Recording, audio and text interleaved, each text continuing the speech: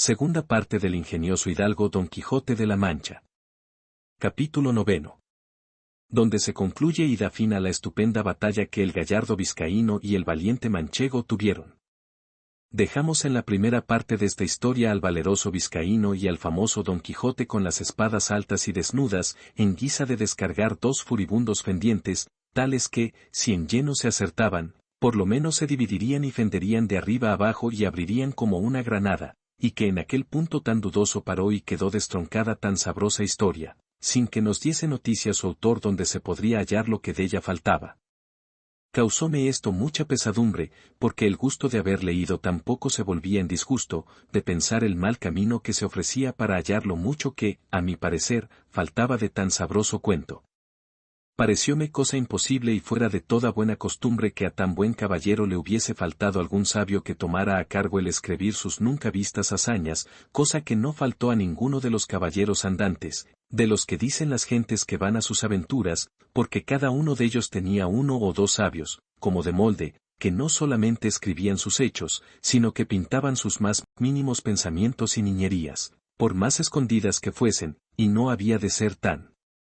desdichado tan buen caballero, que le faltase a él lo que sobró a Platir y a otros semejantes.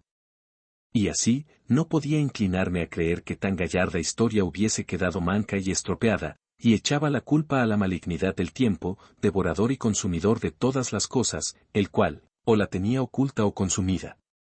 Por otra parte, me parecía que, pues entre sus libros se habían hallado tan modernos como Desengaño de celos y ninfas y pastores de Henares, que también su historia debía de ser moderna, y que, ya que no estuviese escrita, estaría en la memoria de la gente de su aldea y de las a ella circunvecinas. Esta imaginación me traía confuso y deseoso de saber, real y verdaderamente, toda la vida y milagros de nuestro famoso español Don Quijote de la Mancha, luz y espejo de la caballería manchega, y el primero que en nuestra edad y en estos tan calamitosos tiempos se puso al trabajo y ejercicio de las andantes armas, y al desfacer agravios, socorrer viudas, amparar doncellas, de aquellas que andaban con sus azotes y palafrenes, y con toda su virginidad a cuestas, de monte en monte y de valle en valle, que, si no era que algún follón, o algún villano de hacha y capellina, o algún descomunal gigante las forzaba, doncella hubo en los pasados tiempos que, al cabo de 80 años, que en todos ellos no durmió un día debajo de tejado, y se fue tan entera a la sepultura como la madre que la había parido. Digo, pues, que, por estos y otros muchos respetos, es digno nuestro gallardo Quijote de continuas y memorables alabanzas, y aun a mí no se me debe negar, por el trabajo y diligencia que puse en buscar el fin de esta agradable historia, aunque bien sé que si el cielo, el caso y la fortuna no me ayudan, el mundo quedará falto y sin el pasatiempo y gusto que bien casi 2 horas podrá tener el que con atención la leyere. Pasó, pues, el hallarla en esta manera. Estando yo un día en el Alcaná de Toledo, llegó un muchacho a vender unos cartapacios y papeles viejos a un cedero, y, como yo soy aficionado a leer, aunque sean los papeles rotos de las calles, llevado de esta mi natural inclinación, tomé un cartapacio de los que el muchacho vendía, y bail con caracteres que conocí ser arábigos.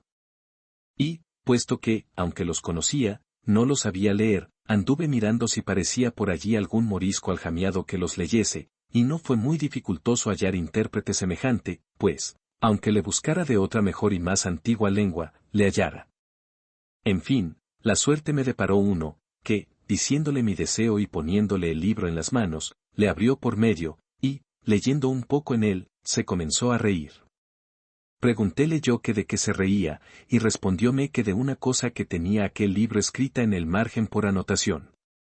Díjele que me la dijese, y él, sin dejar la risa, dijo: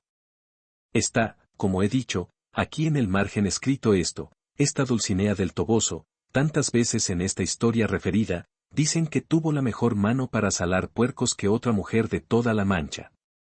Cuando yo oí decir Dulcinea del Toboso, quedé atónito y suspenso, porque luego se me representó que aquellos cartapacios contenían la historia de Don Quijote.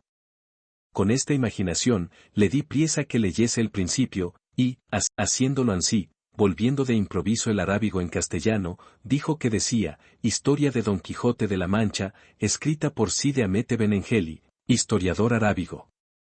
Mucha discreción fue menester para disimular el contento que recibí cuando llegó a mis oídos el título del libro, y, salteándosele al cedero, compré al muchacho todos los papeles y cartapacios por medio real, que, si él tuviera discreción y supiera lo que yo los deseaba, bien se pudiera prometer y llevar más de 6 reales de la compra. Apartén luego con el morisco por el claustro de la iglesia mayor, y roguéle me volviese aquellos cartapacios, todos los que trataban de Don Quijote, en lengua castellana, sin quitarles ni añadirles nada, ofreciéndole la paga que él quisiese. Contentóse con 2 arrobas de pasas y 2 fanegas de trigo, y prometió de traducirlos bien y fielmente y con mucha brevedad. Pero yo, por facilitar más el negocio y por no dejar de la mano tan buen hallazgo, le truje a mi casa, donde en poco más de mes y medio la tradujo toda, del mismo modo que aquí se refiere. Estaba en el primero cartapacio, pintada muy al natural, la batalla de Don Quijote con el vizcaíno, puestos en la misma postura que la historia cuenta, levantadas las espadas, el uno cubierto de su rodela, el otro de la almohada, y la mula del vizcaíno tan al vivo, que estaba mostrando ser de alquiler a tiro de ballesta. Tenía a los pies escrito el vizcaíno un título que decía, Don Sancho de Aspetia, que, sin duda, debía de ser su nombre, y a los pies de Rocinante estaba otro que decía, Don Quijote. Estaba Rocinante maravillosamente pintado, tan largo y tendido, tan atenuado y flaco, con tanto espinazo, tan ético confirmado, que mostraba bien al descubierto con cuánta advertencia y propiedad se le había puesto el nombre de Rocinante. Junto a él estaba Sancho Panza, que tenía del cabestro a su asno, a los pies del cual estaba otro rétulo que decía, Sancho Zancas, y debía de ser que tenía, a lo que mostraba la pintura, la barriga grande, el talle corto y las ancas largas, y por esto se le debió de poner nombre de Panza y de Zancas, que con estos 2 sobrenombres le llama algunas veces la historia. Otras algunas menudencias había que advertir, pero todas son de poca importancia y que no hacen al caso a la verdadera relación de la historia, que ninguna es mala como sea verdadera. Si a ésta se le puede poner alguna objeción cerca de su verdad, no podrá ser otra sino haber sido su autor arábigo, siendo muy propio de los de aquella nación ser mentirosos, aunque, por ser tan nuestros enemigos, antes se puede entender haber quedado falto en ella que demasiado.